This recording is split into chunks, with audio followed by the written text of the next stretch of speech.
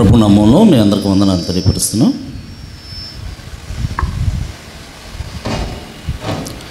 దేవుని పరిశుద్ధమైన గ్రంథంలోంచి దేవుని మాటలు మనం చదువుకుందాం.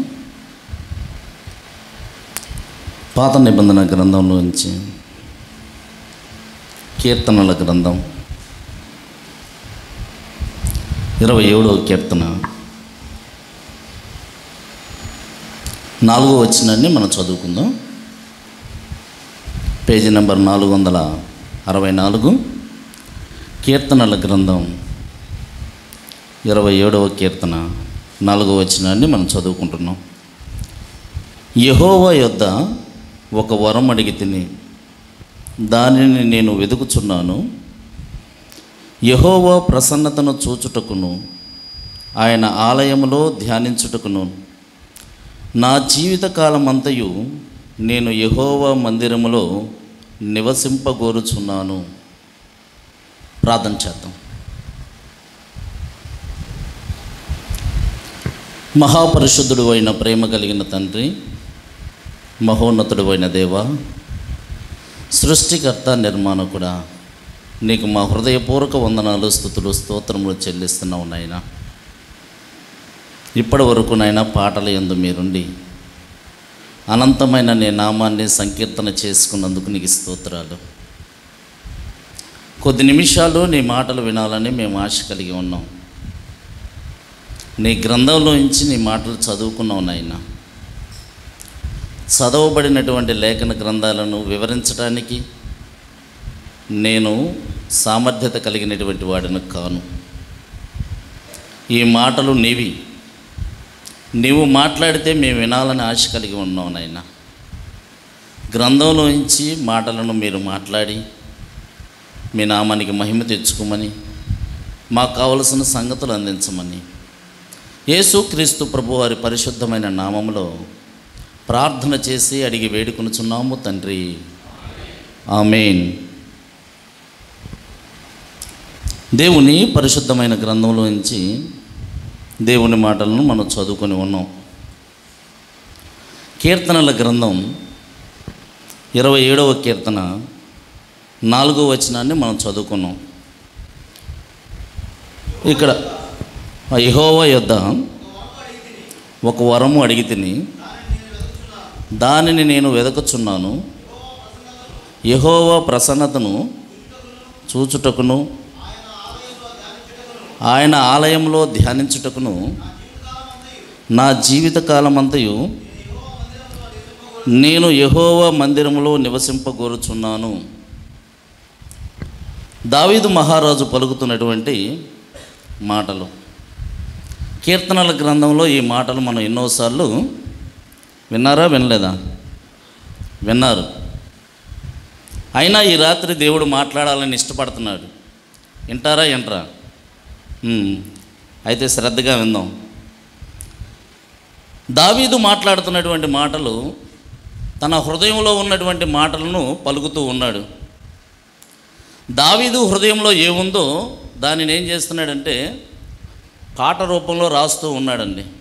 కీర్తన అంటే ఏంటి? పాటే కదా. పాట రూపంలో రాస్తూ ఉన్నాడు. ఏమని రాస్తున్నాడో మనం చదువుకున్నాం. యెహోవా యొద్ద ఒక వరమును, ఒక వరాన్ని అడుగుతున్నాడు. యెహోవా యొద్ద అడుగుతున్నటువంటి వరాన్ని మనం చూస్తూ ఉన్నామండి. అది ఎలాంటి వరం అడుగుతున్నాడంటే, నేను మిమ్మల్ని ఒక ప్రశ్న అడుగుతున్నా, సమాధానం చెప్పండి.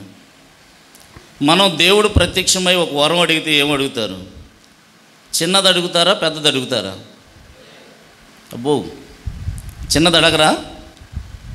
అవును, చిన్నది అడగం. ఆ మాట మీద ఉండాలి. చిన్నది మాత్రం మనం అడగం. మనం అడిగేటటువంటివి ఎలాగుంటాయంటే, చిన్న ఉదాహరణ చెప్తున్నాను. ఒక వ్యక్తి నడుచుకుంటూ తన పనికి వెళ్తున్నాడు. రోజు నడుస్తూ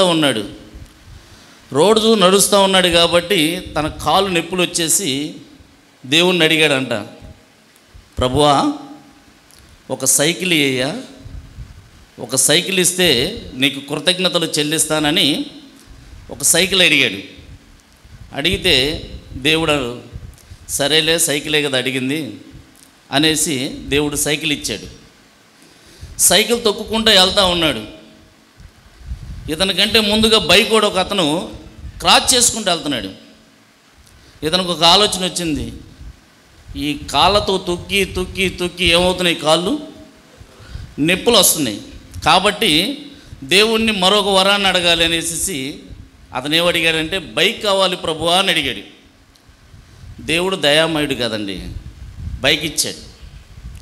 బైక్ మీద వెళ్తూ ఉన్నాడు. రోజు వెళ్తున్నటువంటి సందర్భంలో ఇతని ముందు ఒక కారు వెళ్తుంది. నేనేమో ఎండలో మగ్గిపోతున్నాను, కారులో ఉన్నాడు ఎలా వెళ్తున్నాడు, ప్రశాంతంగా వెళ్తున్నాడు. కాబట్టి కారును అడుగుదాం అనేసి దేవుణ్ణి కారుని అడిగాడు. కారు కావాలి ప్రభువా, నాకు ఈ ఎండలో నేను వెళ్ళలేకపోతున్నాను ప్రభువా అని అడిగినప్పుడు ప్రభు ఇంకా దయామయుడు కదా, కాబట్టి కారు కూడా అనుగ్రహించాడు. ఇప్పుడు కారులో వెళ్తున్నాడు. కారు పెట్టుకోవడానికి ఏం కావాలి, ఏం కావాలి, స్థలం కావాలి కదా. అంటే మనకి ఒకటి ఇస్తే ఒకదాంతో సరిపెట్టుకుంటామా అంటే ఒకదాంతో సరిపెట్టుకోం. ఒకటి అడిగితే ఒకదాని తర్వాత ఒకటి, ఒకదాని తర్వాత ఒకటి, ఒకదాని తర్వాత ఒకటి మనం అడుగుతూనే ఉంటామండి. ఇది మన నైజం, ఇలా అడుగుతూ ఉంటాం. కానీ దావీదు అడుగుతున్నాడు. దావీదు అడిగేది చిన్నదా పెద్దదా? దావీదు ఏమడిగాడో మీకు అర్థమైందా? దావీదు ఏమడుగుతున్నాడు? ఒక వరాన్ని అడుగుతున్నాడు. అది ఎలాంటి వరం? దేవుని ప్రసన్నత కావాలంట. రెండోది దేవుని ఆలయంలో ధ్యానించుకోవాలంట. మూడవది ఆయన మందిరంలో నివాసం చేయాలి. దావీదు అడుగుతున్నటువంటి కోరిక ఎలా ఉందో చూడండి. దావీదు అడుగుతున్నటువంటి కోరిక చిన్నదా పెద్దదా? దేవుడు తీర్చేదా తీర్చలేదా? మనం అడిగిన దేవుడు తీరుస్తున్నాడా తీర్చటం లేదా? చెప్పండి. ఏది అడిగినా కానీ ఉన్నతమైంది అడగాలి, గొప్పది అడగాలి, అవునా కాదా? దేవుడు అడగమంటున్నప్పుడు మనం ఉన్నతమైన దానిని కోరుకోవాలి. దావీదు అడుగుతున్నటువంటి ప్రశ్న ఇలా ఉంది, దావీదు అడుగుతున్నటువంటి మాటలు ఇలా ఉన్నాయి. ఆయన దేవుని ప్రసన్నతను అడుగుతూ ఉన్నాడు. రెండోది వచ్చి దేవుని ఆలయంలో ధ్యానించుకోవాలని అడుగుతున్నాడు. మూడోది వచ్చి దేవుని మందిరంలో నివాసం చేయాలని అడుగుతూ ఉన్నాడండి. అదే మనమైతే ఏం అడుగుతాం చెప్పండి?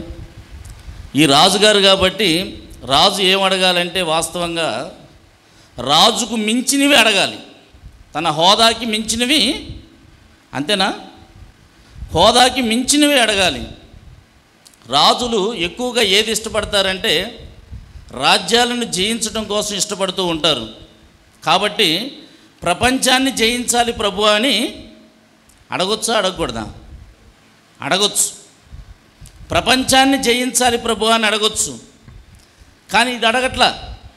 ప్రపంచాన్ని జయించాలి ప్రభు అని అడగట్లా. చిన్న చిన్నవి అడగట్లేదండి, చిన్న చిన్నవి కాదు.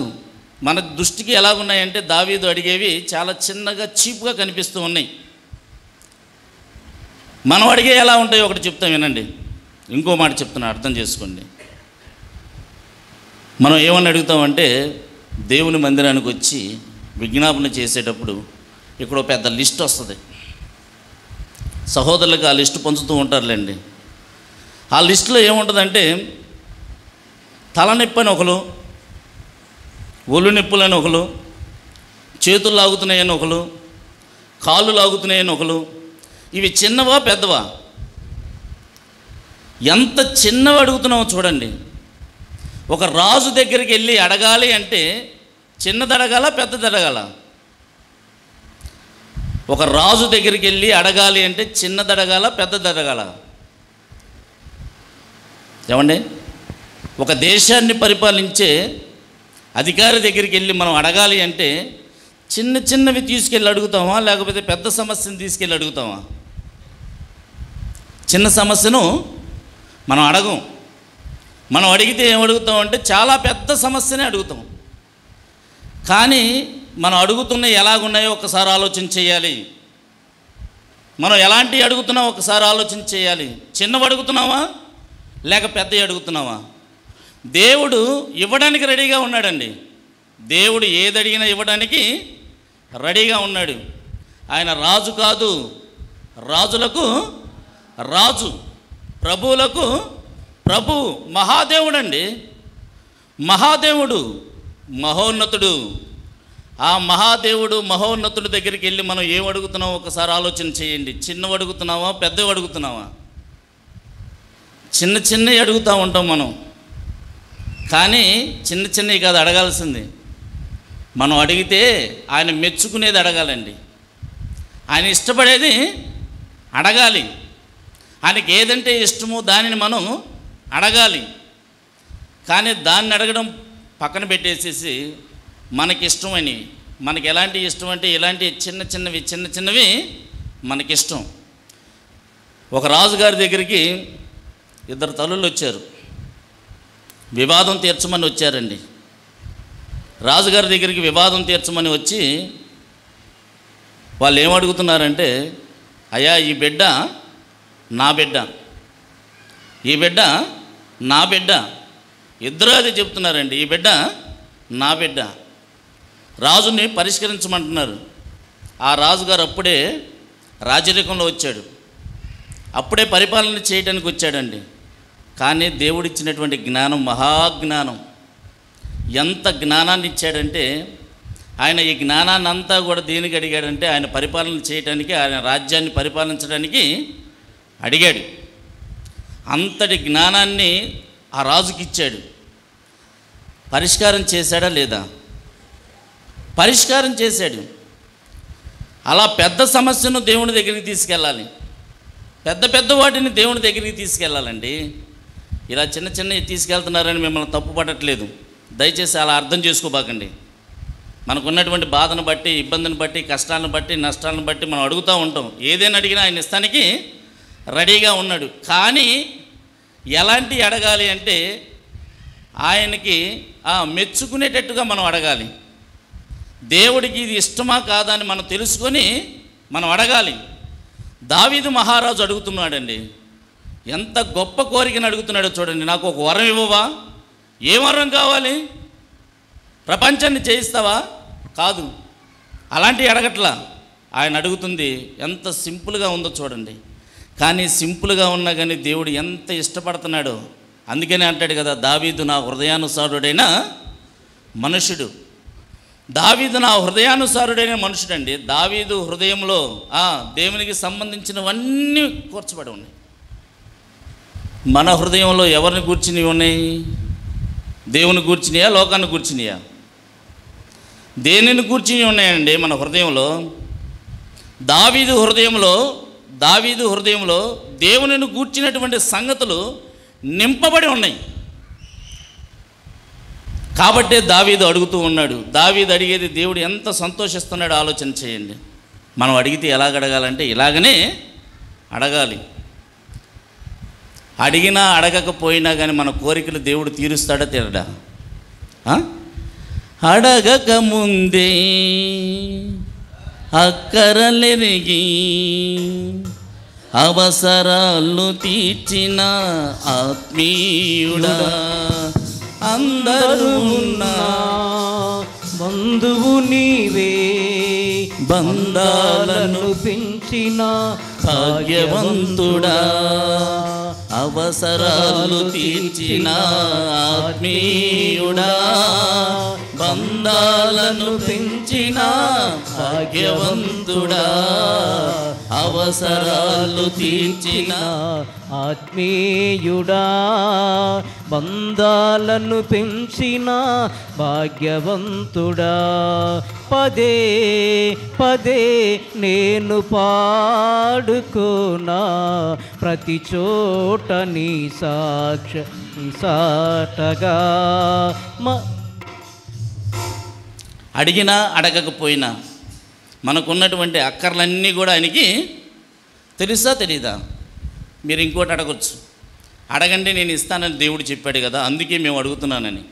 కానీ అడగాలి. ఎలాంటిది అడగాలి అంటే ఆయన మెచ్చుకునేది అడగాలండి. ఆయన మెచ్చుకునేది, ఆయన ఇష్టపడేది మనము అడిగి ఆయనను మెప్పించేవారిగా ఉండాలి. దావీదు అదే అడుగుతూ ఉన్నాడు. మరొక చాట ఒక మాట చూసినట్టయితే పరిశుద్ధాత్మ దేవుడు మాట్లాడుతున్నటువంటి మాట ఒకటి చూడండి. దేవుని పరిశుద్ధ గ్రంథంలోంచి అపోస్తల కార్యముల గ్రంథం మాట చూడండి, 8వ అధ్యాయం 20వ వచనం చదువుదామా? అందుకు పేతురు, నీవు ద్రవ్యమిచ్చి దేవుని వరమును సంపాదించుకుందునని తలంచుకునేనందున నీ వెండి నీతో కూడా నశించునుగాక. నీ హృదయము దేవుని ఎదుట సరి అయినది కాదు. దేవుని ఎదుట సరైనది కాదు. ఇక్కడ మనం చూస్తూ ఉన్నాం కదా, ఇక్కడ ఒక ఆయన వరం కావాలని అడుగుతున్నాడు. ఏ వరం అది? ఏ వరం? చదివాను కదండి.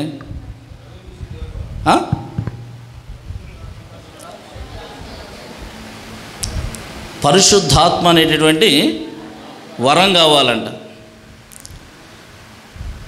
పేతురు ప్రార్థన చేసి చేతులు ఉంచితే పరిశుద్ధాత్మ దిగి వచ్చాడు. చూశాడు. చూసి ఈ సీమోను అడుగుతున్నాడు. ఏ సీమోను? ఈ సీమోను గారడీ సీమోను. ఈ గారడీ సీమోను ఏమడుగుతున్నాడంటే, నాకు ఒక వరం కావాలి. అది ఏ వరం? ఏ వరమో తెలుసా? పరిశుద్ధాత్మ దిగి వచ్చేటటువంటి, నేను ఎవరి మీదైతే చేతులుంచుతానో ఆ వ్యక్తి మీదకి పరిశుద్ధాత్మ దిగి రావాలి. ఈ వరాన్ని నాకు ఇవ్వమని అడుగుతున్నాడు. ఎలాగా? ద్రవ్యం ఇస్తాడంటండి. ద్రవ్యం ఇస్తాడంట. ద్రవ్యం అంటే మీకు అర్థమవుతుందా? డబ్బులు ఇస్తాడంట. డబ్బులు ఇచ్చి ఏం సంపాదించుకుంటాడు? వరాన్ని సంపాదించుకుంటాడంట. డబ్బులు ఇచ్చి వరాన్ని సంపాదించుకుంటాడంట. ఈ సీమోను గురించి మనందరికీ తెలుసులేండి. ఇతడు ఏం చేసేటటువంటి వాడు? గారడీ చేసేటటువంటి వాడు. గారడీలు చేసి చేసి చేసి చేసి బాగా అలవాటైపోయిందండి గారడీలు చేయటం. ఈ గారడీ చేసేటటువంటి సీమోను ఫిలిప్పు వాక్యాన్ని విని అంగీకరించి బాప్తీసం తీసుకున్నాడు. బాప్తీసం తీసుకొని దేవుని సంఘంలో కలిసిపోయాడండి. దేవుని మందిరంలోనికి వస్తున్నాడు. కానీ ఏం మారలేదు. ఏమీ మారలేదు. ఈనాడు దేవుని సంఘంలోకి, దేవుని సన్నిధిలోనికి వస్తున్నటువంటి బిడ్డలను మనం ఆలోచన చేసినట్టయితే చాలామంది క్రైస్తవులు అనబడుతున్నటువంటి వారు క్రైస్తవులను చెప్పుకోవడానికి కూడా చాలా సిగ్గుసేట్ అనమాట. క్రైస్తవులని చెప్తాడు, చేసేయన్నీ ఏంటి? ఆచారాలండి. ఆచారాలు చేస్తూ ఉంటారు. వదిలిపెట్టారా? వదిలిపెట్టలేదా? వదిలిపెట్టి దేవుని సన్నిధికి వస్తున్నారా? వదిలిపెట్టకుండా దేవుని సన్నిధికి వస్తున్నారా? చెప్పండి. వదిలిపెడుతున్నారా? ఈనాడు మనం గమనించినట్లయితే నామకార్థ భక్తి ప్రార్థన ఏమైపోద్దంట? నామకార్థ క్రైస్తవులు ఎక్కువగా ఉన్నాడండి. నామకార్థ భక్తి ప్రార్థన కాలిపోవు ప్రభు తీర్పును. నామకార్థ భక్తి ప్రార్థన కాలిపోవు ప్రభు తీర్పును. వజ్రముల వంటి ఆత్మలు, వజ్రముల వంటి ఆత్మలు కష్టపడితే లేదు నీవెందుకు, కష్టపడితే లేదు నీవెందుకు అని యేసుడు నిన్నడిగిన ఏ మందువు, అని యేసుడు నిన్నడిగిన ఏ మందువు.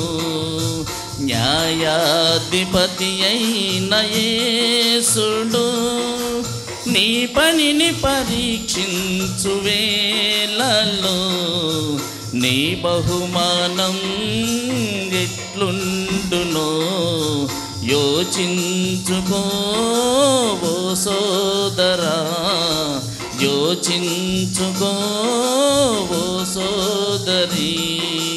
న్యాయాధిపతి అయిన యేసుడు. ఈనాడు నమ్ముకుంటున్నారు కానీ నమ్మకంగా ఉండలేనటువంటి దేవుని బిడ్డలను చూస్తున్నాం. దేవుని బిడ్డలని ఆయన అనడంలా. ఎందుకంటే నమ్ముకుంటున్నారు కానీ ఎలా ఉండలేకపోతున్నారు? నమ్మకంగా ఉండలేకపోతున్నారండి. నమ్మకంగా ఉండలేకపోతున్నారు. దేవుని సన్నిధికి వస్తారా? వస్తారు. కానీ ప్రవర్తన మారుతుందా? ప్రవర్తనను మారకుండా దేవుని సన్నిధికి వస్తున్నటువంటి వారు ఈనాడు ఎంతమంది కోకోలలుగా కనిపిస్తున్నారండి. కోకోలలుగా కనిపిస్తూ ఉన్నారు.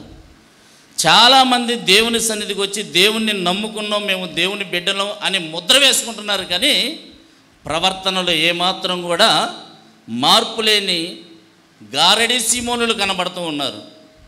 గారడీ సీమోను దేవుని సంఘంలో చేర్చబడ్డాడు. కానీ ప్రవర్తన మారిందా? ప్రవర్తన మారలా. తనకున్నటువంటి బుద్ధి మారిందా? తనకున్నటువంటి బుద్ధి కూడా మారలా. తను ఏ విధంగా ఉన్నాడో అదే విధంగా ఉన్నాడండి. బుద్ధిలో ఏమాత్రం కూడా మార్పు అనేది లేదు. పేతురుతో అంటున్నాడు, ద్రవ్యం ఇచ్చి ఏం చేస్తాడంట? దేవుని వరాన్ని సంపాదించుకుంటాడంటండి. పరిశుద్ధాత్మ దిగి రావాలి, ఆ వరాన్ని నాకు ప్రసాదించమని పేతురుని అడుగుతున్నాడు.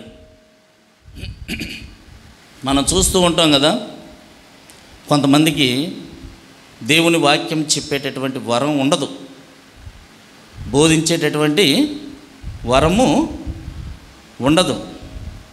ఉండకపోయినా కానీ కొంతమంది పదవులు కాపాడుకునేటటువంటి వారు ఉన్నారా లేరా? ఉన్నారా లేరా? కొంతమంది ఉన్నారు అనడంలో ఏమాత్రం సందేహం లేదండి. దేవుని వాక్యాన్ని దేవుడు ఇవ్వడా అంటే ఇస్తాడు. నువ్వు అడుగు, నువ్వు అడిగితే కాదనకుండా లేదనకుండా ధారాళంగా ఇస్తాడు. బైబిల్ గ్రంథంలో మనం చూస్తూ ఉన్నాం, కాలమును బట్టి చూస్తే మీరు బోధకులుగా ఉండాలి అంటే దేవుడు ఏ వరాన్ని ఇస్తాడంటే బోధించేటటువంటి వరాన్ని కూడా దేవుడు ప్రసాదిస్తున్నాడండి. బైబిల్ గ్రంథంలో చాలా మాటలు రాయబడి ఉన్నాయి. రోమీలకు రాసినటువంటి పత్రిక 12వ అధ్యాయం 6వ వచనంలో రాయబడి ఉంటుంది. ఒకసారి చదువుతారా?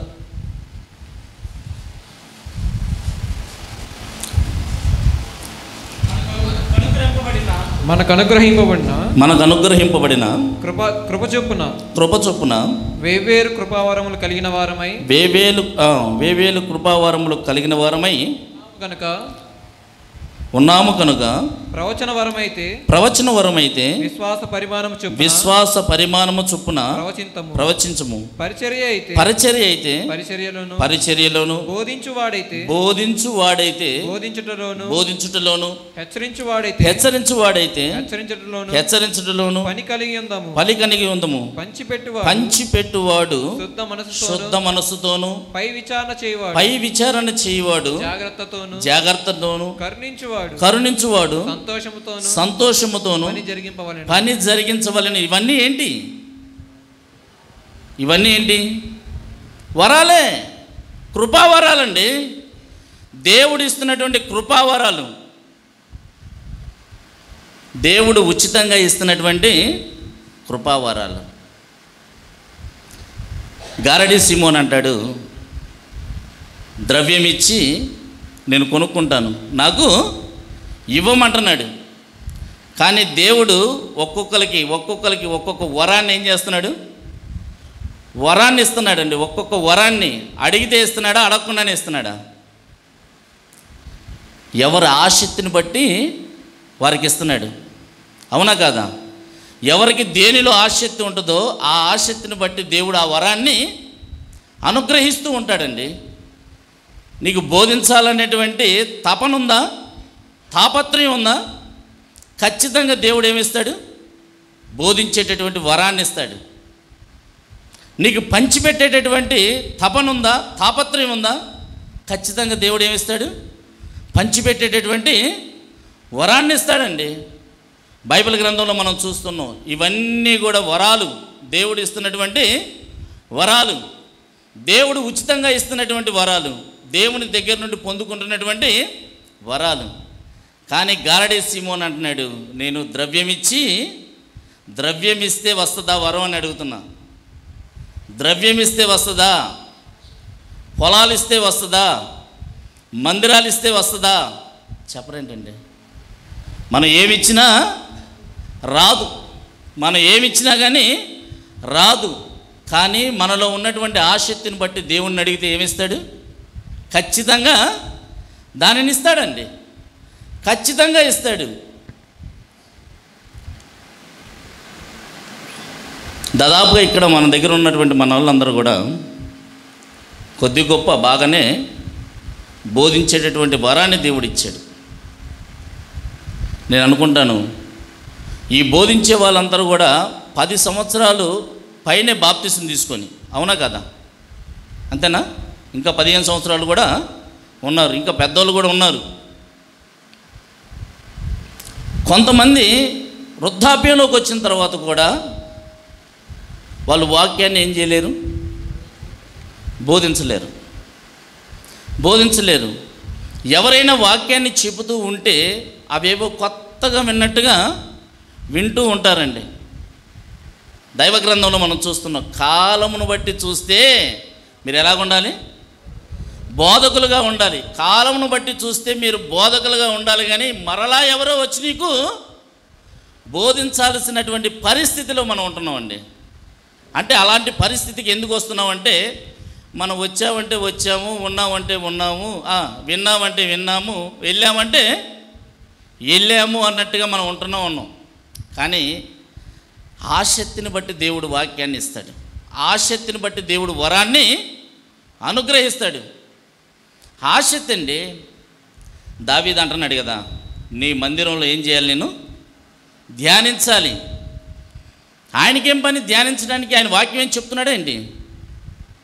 దావీదు వాక్యం ఏం చెప్తున్నాడా ధ్యానించడానికి? ఇస్సాకు పొలంలో నడుస్తూ ఏం చేస్తున్నాడు? ధ్యానిస్తూ ఉన్నాడు. ఇస్సాకేమైనా వాక్యం చెప్తున్నాడా? ఎవరికైనా వాక్యం చెప్తున్నాడా? ఇస్సాకు వాక్యం చెప్పట్లేదు, దావీదు కూడా వాక్యం చెప్పట్లేదు. మరి వాక్యాన్ని ఎందుకు ధ్యానం చేస్తున్నాం మనం? వాళ్ళు ఎందుకు ధ్యానం చేస్తున్నారు? మన సంగతి పక్కన పెట్టండి. వాళ్ళు ఎందుకు ధ్యానం చేస్తున్నారు? దావీదు ఎవరి కోసం ధ్యానం చేస్తున్నాడు? ఇస్సాకు ఎవరి కోసం ధ్యానం చేస్తున్నాడు? అర్థమవుతున్న పాఠం? దావీదు ఎవరి కోసం చేస్తున్నాడంటే, దావీదు తన కోసమే ధ్యానం చేసుకుంటున్నాడండి. ఇస్సాకు ఎవరి కోసం ధ్యానం చేస్తున్నాడంటే, ఇస్సాకు కూడా తన కోసమే ధ్యానం చేసుకుంటున్నాడు. కానీ మనం ఎవరి కోసం ధ్యానం చేస్తాం? ఎవరి కోసం? ఎవరికో చెప్పాలని వాక్యం మనం ఏం చేస్తాం? ధ్యానం చేస్తాం. కానీ వాక్యం ఎవరికో చెప్పాలని కాదు, దివారాత్రులు దాన్ని ధ్యానించువాడు. వాక్యాన్ని ధ్యానించేది ఎవరి కోసం అంటే మన కోసమే.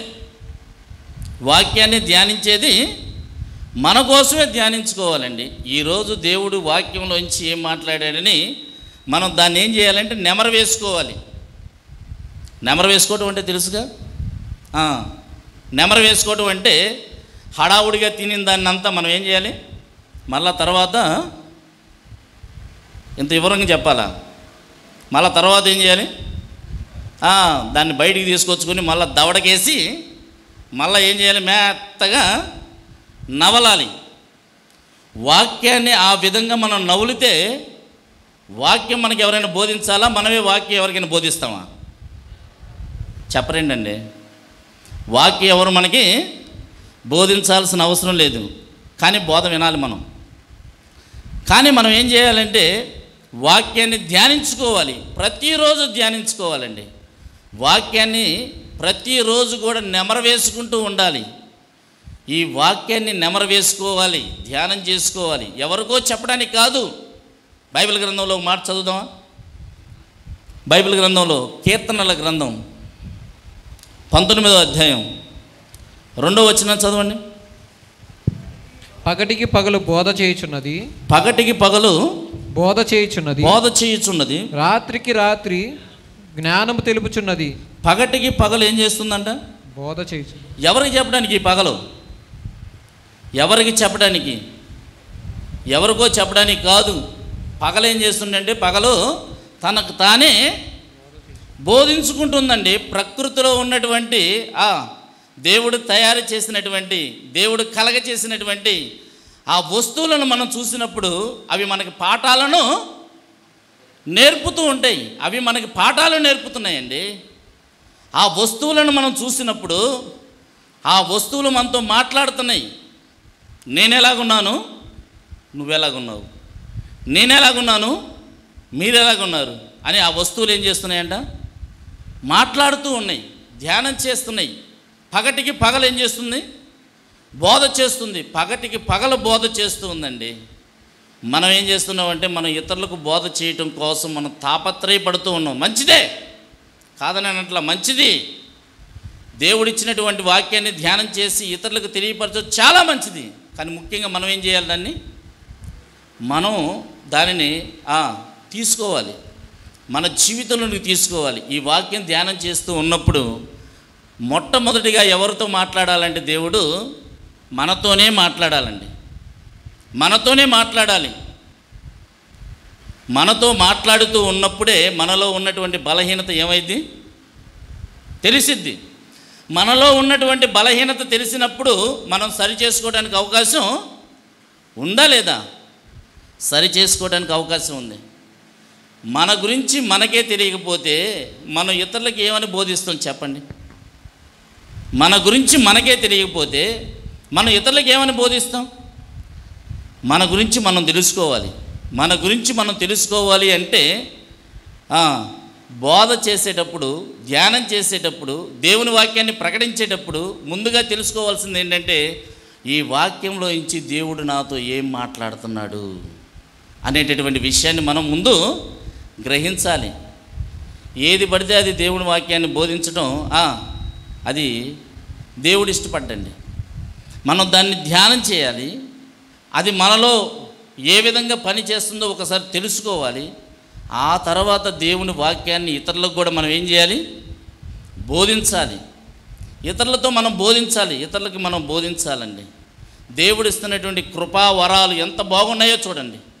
దేవుడు ఇస్తున్నటువంటి వరాలు ఎంత బాగున్నాయో చూడండి. దావీదు అదే అడుగుతున్నాడు. దేవుని మందిరంలో, ఆయన దేవుని మందిరంలో ధ్యానించాలని, ఆయన దేవుని మందిరంలో కూర్చొని దేవుని గురించి ఆలోచన చేయాలనేటటువంటి విషయాన్ని దావీదులో ఉన్నటువంటి ఆ వేదన మనం ఏ రోజైనా సరే ఇలా ఆలోచించామా? ఒక్కసారి ఆలోచన చేసుకోవాలి. దావీదు ఇంకా ఏం అడగాలనుకుంటున్నాడంటే ఆయన మందిరంలో నివాసము, ఇదంతా ఒకటే వరం అండి. ఆయన ఒక వరాన్ని కోరుకోవాలనుకున్నాడు. ఒక వరం ఏంటంటే ఆయన ప్రసన్నతను చూడాలనుకున్నాడు. ఒకటి, ఆ ఒకటిలోనే రెండోది ఏంటి? ఆయన మందిరంలో ధ్యానించాలనుకున్నాడు, ఆయన ఆలయంలో నివసించాలి అనుకున్నాడండి. ఆయన ప్రసన్నతను చూడాలి అనుకున్నాడు. ఆయన ప్రసన్నతను చూడాలి అనుకున్నాడు. ఒక ఆయన కూడా మహాతాపత్రయపడ్డాడండి. దేవుని ముఖాన్ని చూడాలని తాపత్రయపడ్డాడు. నీ ముఖ దర్శనం ఇయ్యా, నేను చూస్తాననేసి తాపత్రయపడ్డాడు. ఎవరైనా? మోషే. నీ ముఖాన్ని చూస్తానయ్యా, నేను నీ ముఖం నేను చూడాలని ఆశ కలిగి ఉంది. భక్తులు అనబడినటువంటి వారికి ఉన్నటువంటి ఆశలు చూడండి ఎలా ఉన్నాయో. నీ ముఖాన్ని చూడాలి అంటే దేవుడు ఏమంటున్నాడు? నా ముఖం చూసి ఏ నరుడు కూడా బ్రతకడు. కాబట్టి నువ్వు ఆ బండ మీద ఉండు, నేను వెళ్తున్నప్పుడు చెయ్యి అడ్డగా పెడతాను, ఆ నీడ ఛాయ వెనక భాగాన్ని మాత్రమే నువ్వు చూస్తావని చెప్పాడండి. భక్తుల జీవితంలో ఉన్నటువంటి తపన ఒక్కసారి ఆలోచించేద్దాం. మనం కూడా కోరుతున్న వరాలు, వరం కాదు మనం కోరేది ఏంటి? వరాలు. దేవుణ్ణి ఎన్ని వరాలు అడుగుతామేనండి, మనకి ఇష్టం వచ్చినటువంటి వరాలు అడుగుతూ ఉంటాం. కానీ ఈ రకమైనటువంటి వరాలను దేవుణ్ణి అడిగి మనం ఏం చేసేయాలి? దేవుణ్ణి మహిమపరిచేవారుగా ఉండాలి. దావీదులో మనకు కనిపిస్తున్నటువంటి ఈ మంచి వరాలని మన హృదయంలో తీసుకుందాం. ఈ రాత్రికాలం దేవుడు మనతో మాట్లాడుతున్నటువంటి మాటలు ఏంటంటే, అమ్మా, దేవుడు కృపావరాన్ని ఏదో ఒకటి నీకు ఖచ్చితంగా ఇస్తాడా ఇవ్వడా? ఏదో ఒకటి ఇస్తాడు. నాకు ఇదే ఇవ్వాలని లేదు, నీలో ఏదో ఒకటి ఖచ్చితంగా ఇస్తాడండి. ఎందుకంటే దేవుడు మనల్ని పనికిరానోళ్ళ తయారు చేయలే. ఎలా తయారు చేశాడు? ఆయన స్వరూపంలో తయారు చేశాడు. పనికొచ్చేటటువంటి వారిగా తయారు చేశాడు. మనం తయారు చేసిన వస్తువుకే మనం గ్యారెంటీలు ఇస్తున్నాం. ఇది చాలా గ్యారెంటీ అండి, ఇది చాలా మంచిదండి, ఇది చాలా పర్ఫెక్ట్ అండి అని మనం గ్యారెంటీ ఇస్తున్నాం. దేవుడు మనల్ని తయారు చేసి ఎందుకు పనికిరానటువంటి వారిగా తయారు చేయలా. దేవుడు మనల్ని ఎలా తయారు చేశాడు? ఏదో ఒక కృపావరాన్ని మనలో ఉంచాడు. ఆ కృపావరం ఏమిటో దేవుని సన్నిధిలో మనం అడిగి తెలుసుకోవాలి. ప్రభువా, నాకు ఇచ్చిన కృపావరం ఏంటయ్యా? నాకు ఇచ్చిన కృపావరం ఏంటయ్యా? ఆ కృపావరంలో నేను ఇంకా ఎక్కువగా అభివృద్ధి చెందాలయ్యా, ఎక్కువగా నిన్ను ధ్యానం చేసుకోవాలయ్యా, ఎక్కువగా నీ సన్నిధిలో గడపాలయ్యా అని మనం ఏం చేయాలంటే దేవుని సన్నిధిలో దేవుని బ్రతిమలాడుకునేటటువంటి వారుగా ఉండాలి. దేవుడు ఇస్తున్నటువంటి కృపావరాలను మనం పొందుకోవాలండి. ఆయన ఇస్తున్నటువంటి వరాలను తీసుకున్నటువంటి కొంతమంది ఏం చేస్తున్నారంటే ఆ వరాలని ఉపయోగిస్తున్నారా, ఉపయోగించట్లేదా? కొంతమంది ఉపయోగించట్లా. ఉపయోగించకపోతే వస్తువు ఏమైపోద్ది అది తెలుసు మనకి. ఉపయోగించకపోతే వస్తువు పాడైపోద్ది. మనం ఉపయోగించకపోతే వరం ఏమైపోద్ది? ఏమండి, దేవుడు అందరికీ వరం ఇచ్చాడా లేదా అంటే మీకు అనుమానంగా ఉందేమో. బైబిల్ గ్రంథం నుంచి ఒక మాట చూడండి. అపోస్తుల కార్యముల గ్రంథం 2వ అధ్యాయం.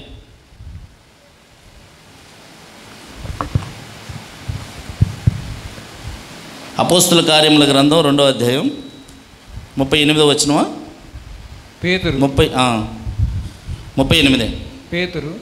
పేతురు మీరు మారు మనసు పొంది పాప క్షమాపణ నిమిత్తము ప్రతివాడు యేసుక్రీస్తు నామమున బాప్తిసం పొందుడి. అప్పుడు మీరు పరిశుద్ధాత్మను వరము పొందుదురు. పరిశుద్ధాత్మ అనేటటువంటి చదవండి, వరాన్ని పొందుతారు.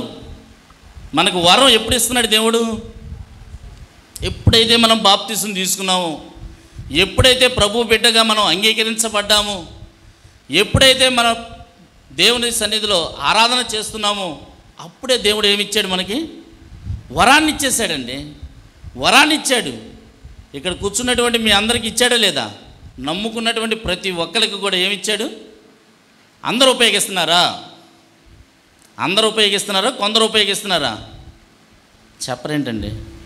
మనకిచ్చినటువంటి వరాన్ని అందరూ ఉపయోగిస్తున్నారా? కొందరు ఉపయోగిస్తున్నారా? చాలామంది ఏంటంటే దేవుడు ఇచ్చినటువంటి వరం నా వల్ల కాదులే, నేను చేయలేనులే అనేసి చాలామంది ఏం చేస్తున్నారు? పక్కన పెట్టేస్తున్నారు. కానీ ఆ వరాన్ని, దేవుడు ఇచ్చినటువంటి వరాన్ని మనం అభివృద్ధిలోనికి తీసుకుని వస్తే దేవుడు ఎంత సంతోషపడతాడోనండి. దేవుడు ఇచ్చినటువంటి కృపావరాన్ని ఎవరు కూడా నిర్లక్ష్యం చేయకూడదని రాత్రికాలం దేవుని వాక్యం నుంచి మనం చూడగలుగుతూ ఉన్నాం. దేవుడు ప్రతి ఒక్కరికి కూడా కృపావరాన్ని ఇచ్చాడండి.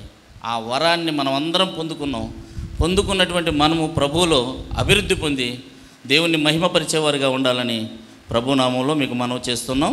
దయచేసి తలలు ఉంచినట్టయితే ప్రార్థన చేద్దాం.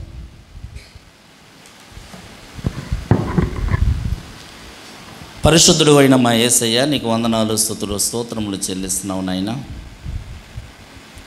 నీ గ్రంథంలో రాయబడినటువంటి సంగతులు దావీదు మహారాజు పలుకుతున్నాడు నాయన.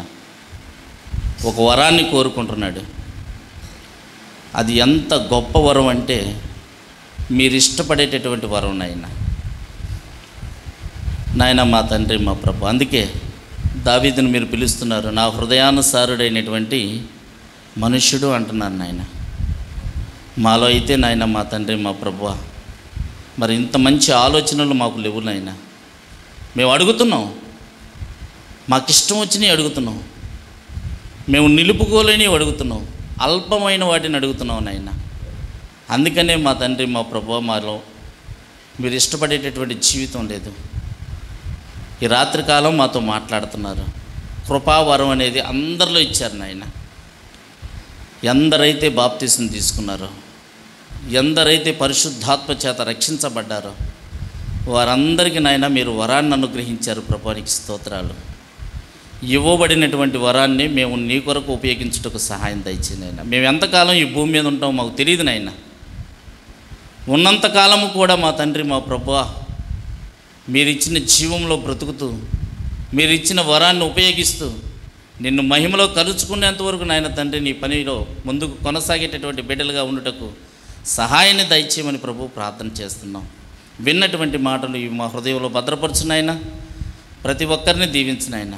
తిరిగి మా గృహాలకు వెళ్తుండగా నీ తోడు అనుగ్రహించమని యేసుక్రీస్తు ప్రభు వారి పరిశుద్ధమైన నామములో ప్రార్థన చేసేసరికి వేడుకొనుచున్నాము తండ్రి. ఆమేన్.